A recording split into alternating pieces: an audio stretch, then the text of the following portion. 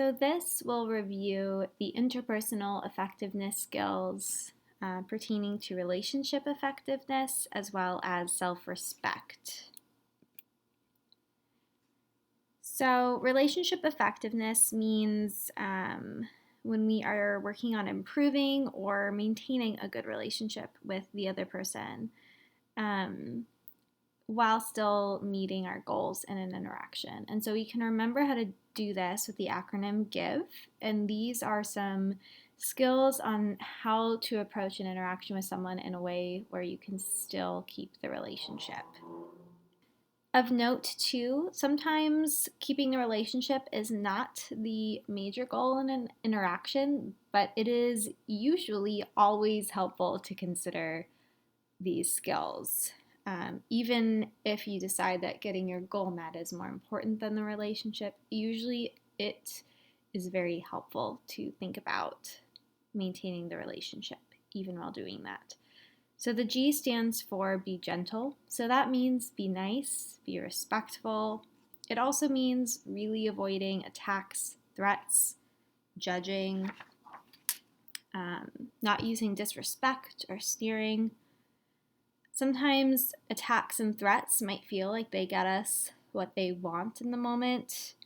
However, usually using those is not as effective as we might think because maybe someone is willing to do what we want when we're with them if we attack them or threaten them, but it becomes very unlikely that they will still do those things when we're not around or if they can't be caught, so to speak.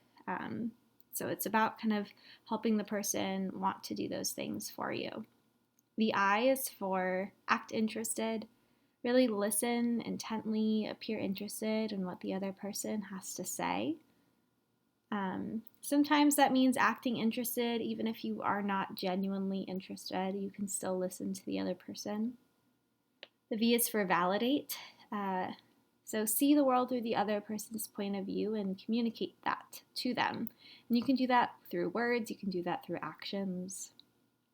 And the E is for use an easy manner. So that refers to using ease, humor, a smile in your interaction with the other person. It's the difference between a hard sell and a soft sell. If you're kind of trying to get what you want in an interaction, you're doing it in a way in which you're making it easier for the other person to do that. So that V in give, validation, these are some levels of ways to do that. So the first one is pay attention. You have to be awake and listening to the other person in order to communicate that you understand.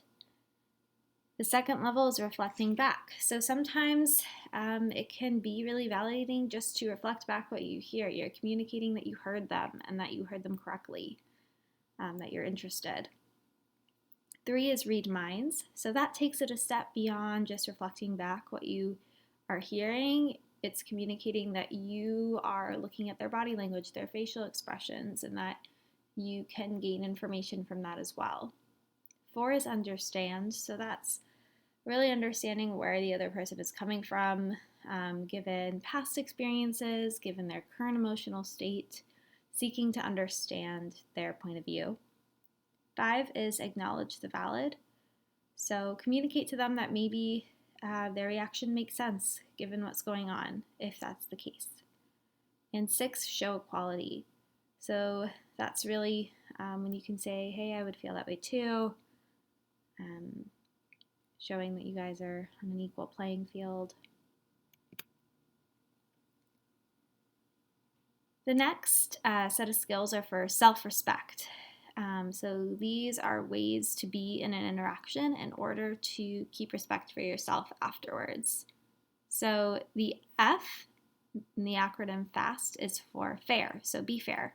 And that means be fair to yourself as well as to others. It's hard if you look back on interactions and you are consistently maybe manipulating others or doing things to maintain your goals in ways that aren't fair. It's hard to keep self-respect. This also refers to validating yourself in addition to other people. The A is for apologies. So don't over apologize. It is really helpful to apologize for things that warrant apologies, but when we over apologize, we can actually harm the relationship. This also refers to, don't look over ashamed. The S is for sticking to values. So stick to your own values. Don't kind of sell out on your values or what you want unless the situation is really dire and it calls for it. Really try to stick to what you believe in. And the T is for truthful. So try not to lie, don't exaggerate or make up excuses. Be honest in your interactions. And when you look back on them, you're more likely to have that respect for yourself. So sometimes when we consider these goals, these self-respect effectiveness skills, these relationship effectiveness skills, and also the objective effectiveness, so those are the Dear Man skills that are in a separate presentation, they can sometimes be at odds with each other. But something to remember is occasionally using one set of skills might actually improve these other goals in the long run. So for example, if you are balancing respect for yourself and getting your objective met, so those are the Dear Man skills, using those Dear Man skills can also really improve self-respect sometimes when they're used effectively. If you look back on the interaction and think, wow, I did that with mastery, I did that while remaining calm, you are meeting two goals at once. In that same way, self-respect and relationship effectiveness can sometimes appear to be at odds, but sometimes meeting one goal meets the other in that same way. So sometimes you can enhance your own self-respect by strengthening the relationship.